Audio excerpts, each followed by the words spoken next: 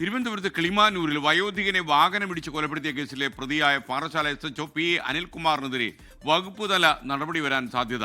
Thiruvananthapuram rural SP-യുടെ റിപ്പോർട്ടിന്റെ അടിസ്ഥാനത്തിൽ ഇദ്ദേഹത്തെ സസ്പെൻഡ് ചെയ്യാൻ റേഞ്ച് DIG ശുപാർശ നൽകി കഴിഞ്ഞു. MG പ്രതീഷ് വീണ്ടും ചേരുന്നു. പ്രതീഷ്, ശരിക്കും ഈ അനിൽകുമാറാണ് വണ്ടി ഓടിച്ചത് എന്ന കാര്യം ഈ അനിൽകുമാർ സമ്മതിച്ചിട്ടുണ്ടോ?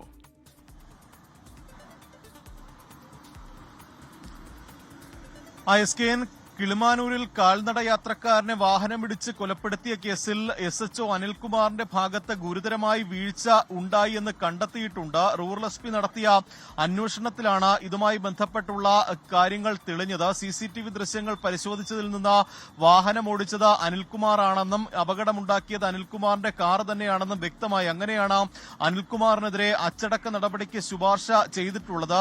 ഈ റൂറൽ SP-യുടെ റിപ്പോർട്ട് ഈ DIGക്ക് കൈമാറിയിട്ടുണ്ട്.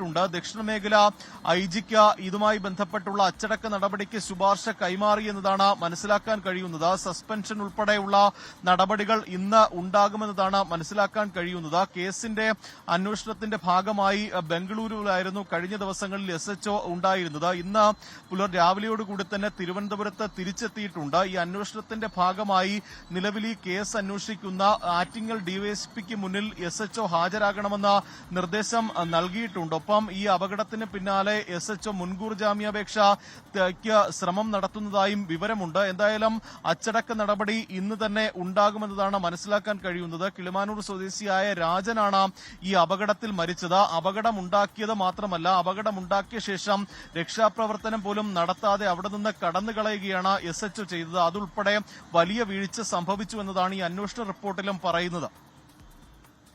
ലോകത്തെവിടെയായാലും ഏത് സമയത്തും 24 വാർത്തകളും ഓഗ്മെന്റഡ് റിയാലിറ്റി പാക്കേജുകളും എക്സ്പ്ലെയിനറുകളും വിശദമായി കാണാൻ ഞങ്ങളുടെ YouTube ചാനൽ നിങ്ങൾക്ക് സബ്സ്ക്രൈബ് ചെയ്യാം.